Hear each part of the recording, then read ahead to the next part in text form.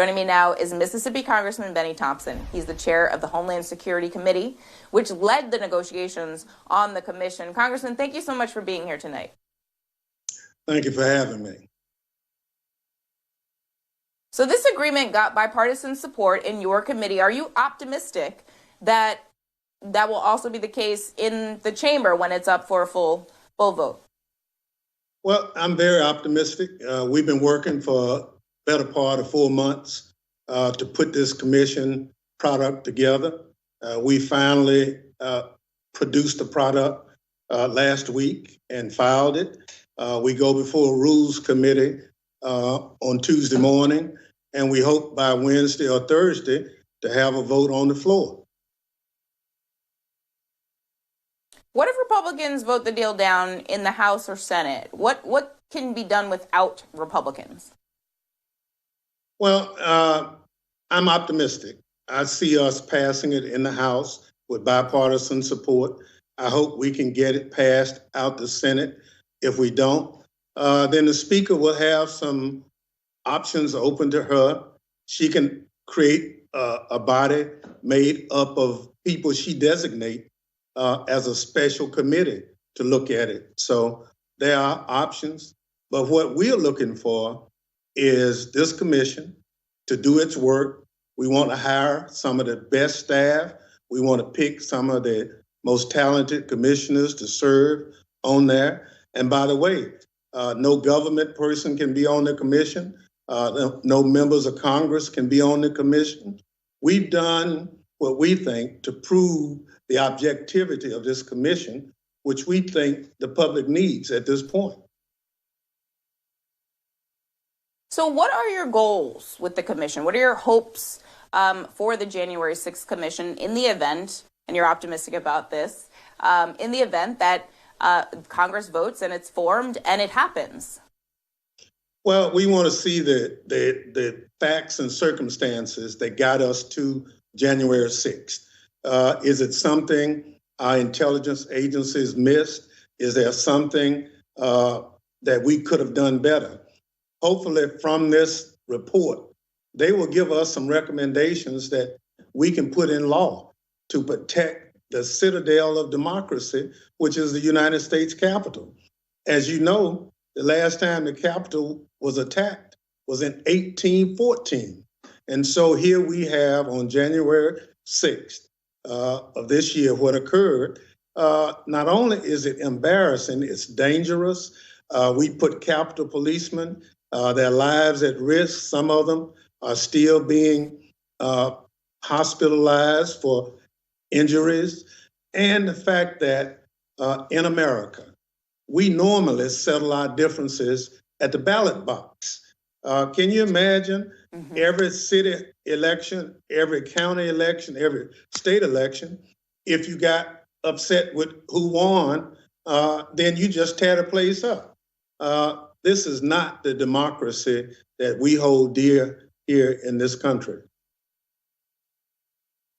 Well, I want to drill in on that point because, you know, the big lie, the danger with the big lie is that essentially now, if you don't like the election results, you can say it was fraud.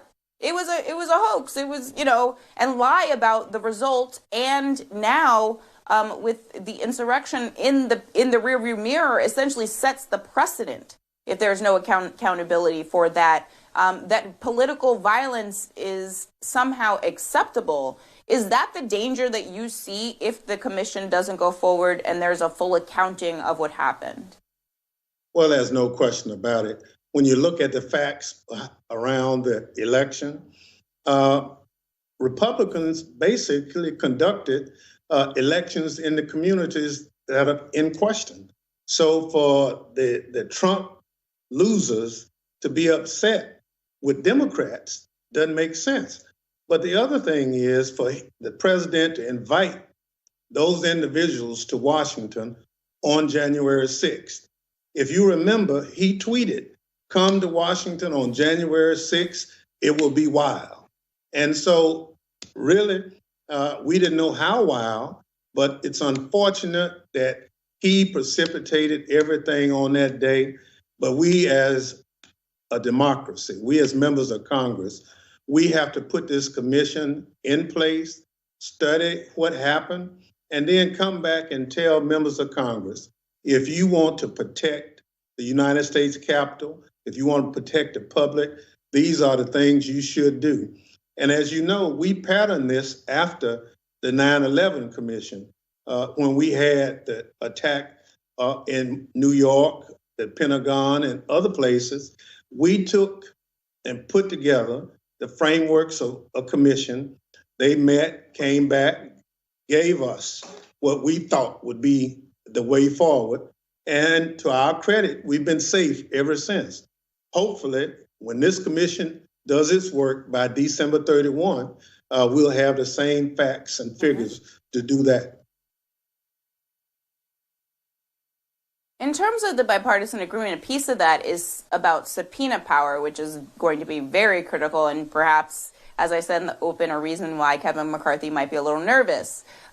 Is there any concern that because the subpoena power will require bipartisan agreement on, what is subpoenaed and who is called in to testify, are you confident that can happen with any contentious issues that may come up? Well, I trust the men and women who will be selected for this commission. If they love this country, they will do what's in the best interest of this country. That means that if they feel individuals should be subpoenaed before the committee, that should take place. If they feel that somehow information is not forthcoming and a subpoena is warranted, they should be able to issue that subpoena. So we give them broad power. I would hope, because of the bipartisan nature of this commission, that politics won't creep in and destroy it. If somehow politics get involved, then all of this would be for naught. And this country will be in serious jeopardy given the leadership that Donald Trump provided during his 4 years. He created this monster that generated January 6th. And what we absolutely have to do is put the monster to bed forever. Otherwise, this great country of ours that we've come to love will be in serious jeopardy. Before we go in the last minute here, I want to ask you about what we were just talking about, which is Mississippi's abortion law, which is now subject to a Supreme Court review. What's the mood like for your constituents in Mississippi? Are you hearing anything or any concerns about the fact that this is being taken up by the conservative majority now that is in the Supreme Court? Well, it's clear that the law was passed to get it to the Supreme Court. They've lost in every court they've been in so far. So the only relief possible for the state of Mississippi, in their eyes, is at the Supreme Court. If you follow the judicial history of the case, they've lost, as I said, in every step. But obviously, it appears that this is a political issue rather than a judicial issue before the court.